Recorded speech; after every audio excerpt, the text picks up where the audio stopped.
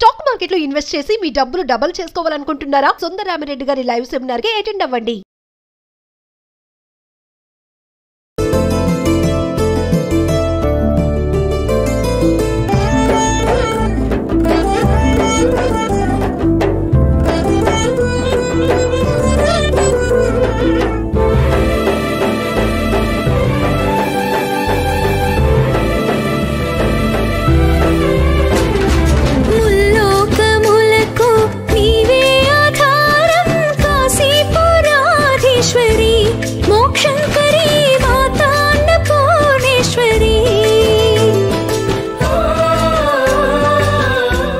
నమస్తే రమగారు. నమస్తే జయ. రమగారు, మనం దసరా శరన్నవరాత్రిలో 4వ రోజులో ఉన్నాము. ఈ రోజు యొక్క అలంకరణ, అమ్మవారికి చేసే విశిష్టమైన పూజా విధానాలు ఒకసారి. నాలుగవ రోజు మన నవదుర్గా విశేషాలలో అమ్మవారిని కూష్మాండ దుర్గగా అలంకరిస్తారు. కూష్మాండ ఆమె పేరే చూడు. మామూలుగా కూష్మాండ అంటే గుమ్మడికాయ. అవును, గుమ్మడికాయను బలిస్తారు అమ్మవారికి.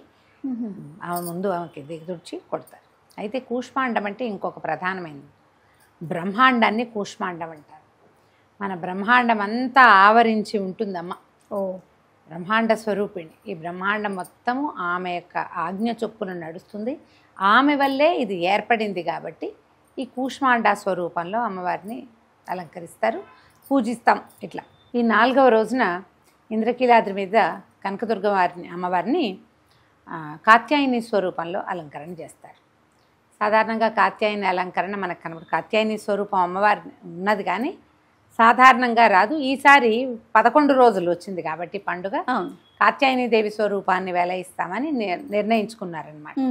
అయితే ఈ కాత్యాయని దేవి ఒక ప్రత్యేకమైన స్వరూపం. మామూలుగా మనకు కనపడదు. ఎప్పుడు కనిపిస్తుంది? మార్గశిర మాసంలో కాత్యాయని వ్రతం చెప్తారు. అది ఎప్పుడు ధనుర్మాసంలో చేస్తారు. గోపికలు శ్రీకృష్ణ పరమాత్మని భర్తగా పొందటానికి కాత్యాయని వ్రతం చేశారని చెప్తారు. ప్రతి ధనుర్మాసం అప్పుడు ఈ కాత్యాయని వ్రతం సంగతి చెప్పుకుంటాం. ఈ కాత్యాయని స్వరూపం ఏంటంటే అమ్మవారు పాశాంకుశాలు ధరించి చెరుకు విల్లు అవి ధరిస్తుంది, లేదా అప్పుడప్పుడు పాశాంకుశాలతోటే వరదాభయ ముద్రలతోటి కనపడుతుంది. కాత్యాయనుడనే మహర్షికి ఈమె పుత్రికగా జన్మించిందట పరదేవత. ఆయన్ని అనుగ్రహించింది. ఆ స్వరూపంలో ఉన్న అమ్మని గనక ఆరాధిస్తే వివాహ సంబంధమైన చిక్కులు తొలగిపోతాయి. కుజదోషం అవి ఉండి పెళ్ళిళ్ళు ఆలస్యం అవుతాయి. వారికి ఆ కుజదోషం తొలుగుతుంది. తర్వాత కోరిన వరుడు లభిస్తాడు.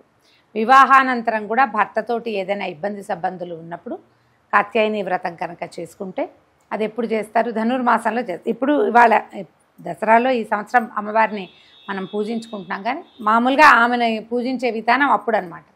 ధనుర్మాస ఆరంభంలో మొదలు పెట్టుకుని రోజు అర్చించి మకర సంక్రమణ నాడు ఆ రోజున అమ్మవారిని ఉద్యాపన చేసుకుంటారు.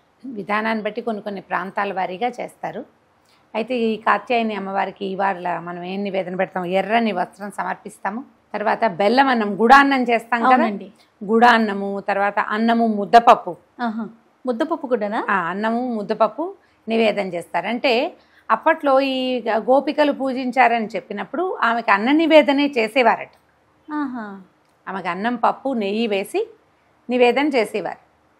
ఒక పెద్ద ముత్తైదువుగా భావించి ఆమెకి పూజించేవారు. ఇప్పుడు కూడా మనం అట్లాగే అన్నం, ముద్దపప్పు చేసి నెయ్యి వేసి నివేదన చేయొచ్చు. గుడాన్నమైనా చేసి నివేదన చేసుకోవచ్చు. ఎర్రని గాజులు, ఎర్రని పువ్వులు, ఎర్రని అలంకరణ సామాగ్రి, గోళ్ళ రంగు అలాంటివి వేసుకుంటారు. అలాంటివి కూడా ఇవ్వచ్చు. తర్వాత పిల్లలకి గోరింటాకు పెట్టిస్తాం. గోరింటాకులు పెట్టిస్తాం కదా. ఇప్పుడంతా మెహందీలను చేసుకుంటున్నారు కదా. పూర్వం ఏం చేసేవాళ్ళు? ఈ పండగ రోజున గోరింటాకు ఏదో ఒక రోజు గోరింటాకు పెట్టించేవాళ్ళు. అది కూడా ఒక ఏమంటారు, ఒక అర్చన కింద అనమాట, ఒక పూజా విధానం కింద. చుట్టుపక్కల ఆడపిల్లలందరికీ చక్కగా గోరింటాకు మెత్తగా రుబ్బి స్వయంగా పెట్టుకోవటం ఒకటి. పిల్లలందరికీ పెట్టుకునే అవకాశం అందరిళ్ళకి పంపించటము. మన ఇంటికి పిలిచి మన వాకిట్లో అరుగుల మీదే పెట్టుకోవటం ఒకటి. ఎలాగైనా చేయొచ్చు. ఈ ఎర్రని వస్త్రాలు, తర్వాత గాజులు, ఇలాంటివి అలంకరణ సామాగ్రి ఇవ్వవచ్చు. ఇలా పూజ చేసుకుంటాం. అయితే ఇప్పుడు ఈ రోజున మనం 5 సంవత్సరాల బాలికని పూజిస్తాం.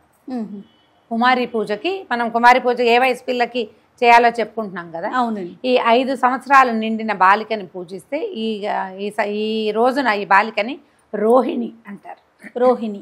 ఈ రోహిణి రోగనాశినిగా చెప్తారు. 5 సంవత్సరాల బాలికకి కనుక దసరాల్లో పూజ చేసుకుంటే మీ తొలి రోజు నుంచి 10 రోజుల లోపల మీ మీ అవకాశాన్ని బట్టి చేసుకోండి. ఈ రోజునే ప్రత్యేకంగా చేస్తే విశేషం.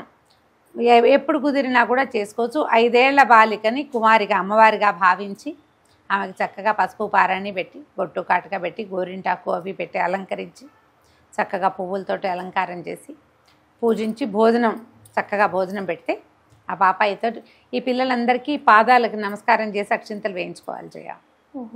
కూతురుతోటైనా వేయించుకోవచ్చు. మన అమ్మాయి అయినా కూడా ఈ వయసు పాపాయి అయితే చక్కగా పూజ చేసుకుని అక్షింతలు వేయించుకోవచ్చు. ఈ రోహిణి రోగనాశినిగా చెప్తారు. మనకు అవకాశం ఉండి చేసుకున్నాం అనుకో చక్కగా అనారోగ్యాలు తొలగిపోతాయి. చాలా బాగుంటుంది. ప్రజెంట్ ఉన్న సిచ్యువేషన్ చూసుకుంటే రమ్మగారు రకరకాల అనారోగ్య సమస్యలు, చిన్న పెద్ద తేడా లేకుండా చాలా సమస్యలతో ఆరోగ్య సమస్యలతో బాధపడుతున్నాం కాబట్టి అనారోగ్యం రాపోయినా ఏదైనా అనుమానం వచ్చినా భయం వేసే స్థితిలో ఉన్నాం. మరే బాగా చెప్పారు. ఇది వరకు కొంచెం ఏదైనా వస్తే కాస్త 4 రోజులు చూసేవాళ్ళం. ఇప్పుడు అది సమయం అది ఇవ్వటం లేదు, మనము తీసుకోవట్లేదు, భయపడుతున్నాం కదా. కుదిరితే గనక చుట్టుపక్కల ప్రాంతాల్లో ఎక్కడైనా ఒక బాలిక చక్కగా 5 సంవత్సరాల పాప ఉంటే ఈ దసరా 10 రోజుల లోపల ఏదో ఒక రోజు విశేషించి 4వ రోజు అయితే మరీ మంచిది. మీకు వీలు వెంబడి చక్కగా అమ్మాయిని పూజించండి. విశేషంగా ప్రధానమైనది ఏంటంటే స్త్రీని గౌరవించండి. మొదటి రోజు నుంచి కూడా అదే చెప్తున్నారు కదండి. మొదటి రోజు నుంచి అదే గౌరవించండి, పూజించండి, వాళ్ళకి కావాల్సినవి ఇవ్వండి, వాళ్ళని ఇబ్బంది పెట్టకండి. వాళ్ళతోటే మీ జీవితం సుసంపన్నం అవుతుందని తెలుసుకోండి. స్త్రీ శిశువుని గౌరవించడమే అత్యవసరమని ఈ చెప్పడం కోసమే ఇన్ని రకాల పూజలు విధానాలు ప్రతి సంవత్సరం ఏటా అమ్మవారు వచ్చి బుద్ధి తెచ్చుకుంటారా అని చెప్తున్నారు. మనం ఎంతవరకు తెచ్చుకుంటామో తెచ్చుకున్నప్పుడు తెచ్చుకుంటాము, లేనప్పుడు లేదు. కానీ ఇది కలిగి ఉండాలి. ఈ రకమైన జ్ఞానము అవగాహన కలిగి ఉంటేనే మంచిది. రమ్మగారు మరి ఇప్పుడు మనం ఇంట్లో కూడా నవదుర్గల్ని పూజించవచ్చండి? పూజించుకోవచ్చు. ఇప్పుడు ఈ వరుసగా ఉందిగా ప్రథమం శైలపుత్రి చ ద్వితీయం బ్రహ్మచారిణి స్తోత్రం ఉంది. అవును. 9 రోజులు నవదుర్గలు ఎలా ఉన్నారో చూపించారు. మనం ఆ దుర్గా స్వరూపాన్ని పూజించుకుని శైలపుత్రిం పుత్రి అనుకోండి, శైలపుత్రిం పూజయామి అని చెప్పి అమ్మవారి ఆమె పేరు చెప్పుకుని ఆమెకి ఇష్టమైన నైవేద్యం. ఇవాళ కూష్మాండ కదా, 4వ రోజు కూష్మాండ దుర్గకి మినువులు, మినపసున్ని, మినపగారెలు అలాంటివి పెడతారు. కూష్మాండ దుర్గ అంటే ప్రపంచ నిర్మాణ శక్తి. ఆమె సింహవాహినిగా అట్లా దర్శనమిస్తుంది. కూష్మాండ దుర్గని ఆరాధిస్తే భయం ఉండదు. ఎక్కడికైనా వెళ్ళినప్పుడు మనం ఒక కొత్త ప్రదేశానికి వెళ్ళాం, భయం వేస్తూ ఉంటుంది. అవును. ఈ కూష్మాండ దుర్గా స్వరూపాన్ని కనుక తలుచుకుంటే మనది కాని ప్రదేశాలలో మనకి కలిగే భయాన్ని నివారిస్తుంది. మనం కొత్త ప్లేస్కి ఏ ఊరు వెళ్ళినా అమ్మ అక్కడ నీళ్ళు ఉంటాయా ఉండవో, ఏదైనా ఉంటుందో ఉండదో, భోజనం దొరుకుతుందో దొరకదో, కొత్త ప్లేస్కి వెళ్తే రూములు దొరుకుతాయి, ఎక్కడికైనా వెళ్తే నివాసం దొరుకుతుందో లేదో ఆ భయం ఉంటుంది. మనం యాత్రలకు వెళ్ళినప్పుడు మనకు ఆ భయం ఉంటుంది. వేరే ఊరు ఏ ట్రాన్స్ఫరో ప్రాంతం మారినప్పుడు అప్పుడు ఆ భయం ఉంటుంది. అలాంటి భయాలు ఉన్నవాళ్ళు కూష్మాండ దుర్గని స్మరించుకోవచ్చు. ఆమె చాలా ధైర్యాన్ని ఇస్తుంది. అవకాశాన్ని బట్టి చేసుకుంటే ఇప్పుడు మనం మామూలుగా అవతారాలు చేసుకుంటున్నాము.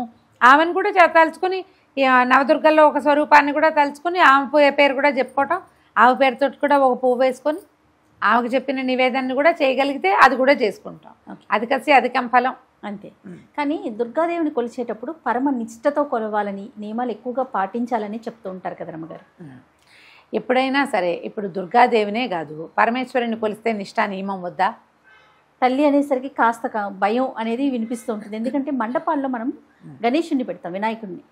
అక్కడికన్నా కూడా ఇప్పుడు దసరాల్లో కూడా మనము అమ్మవారిని పెట్టడం ఇలాంటిది చూస్తూ ఉన్నాం కదా. చాలా నియమ నిష్టలతో ఉండాలి, జాగ్రత్తగా ఉండాలి, ఇలాంటివి వింటూ ఉంటాం. మీకు నియమ నిష్టతోటి ఫలితం బాగుంటుంది ఎప్పుడు కూడా.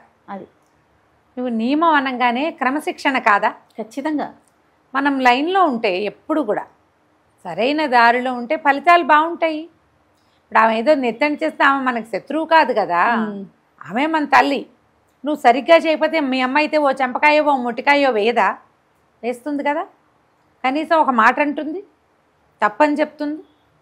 అందుకని ఆవిడని గట్టిగా భావిస్తాం. మన తల్లుల పట్ల మనం ఎట్లా విధేయతతోటి ఉండాలనుకుంటామో మన పట్ల మన పిల్లలు ఉండాలి. మనం మన అమ్మల పట్ల విధేయతగా కదా. ఎంతో అమ్మ ఒప్పుకోదు, అమ్మ ఊరుకోదు, అమ్మ కేకలేస్తుంది, అమ్మ తిడుతుంది, అమ్మ వద్దని చెప్పింది, మనం వాళ్ళు చేస్తాం కదా. అమ్మవారి విషయంలో కూడా అంతే. మనం ఆ రకమైన ఆలోచన విధానంలో ఉంటే క్రమశిక్షణ ఉంటుంది. ఎప్పుడైనా కూడా మనం 9 రోజులు ఇది నియమబద్ధంగా చేయవలసింది, నియమం తప్పితే నెచ్చని చేస్తుందన్న భయం ఉందనుకో మనకి, జాగ్రత్తగా చేస్తాం. జీవితంలో కూడా ఒక క్రమశిక్షణ అనేది అలవాటు. ఎప్పుడు మనం జాగ్రత్తగా చేస్తే మనం కేర్ఫుల్గా చేసిన ప్రతి పని సరిగ్గా అవుతుంది, సక్సెస్ఫుల్గా అవుతుంది. అవును. కాబట్టి ఈ జాగ్రత్త ఉండటం అవసరమే. ఆ మాత్రం భయం ఉండాలి. రైట్ రమ్ గారు, నమస్తే. నమస్తే.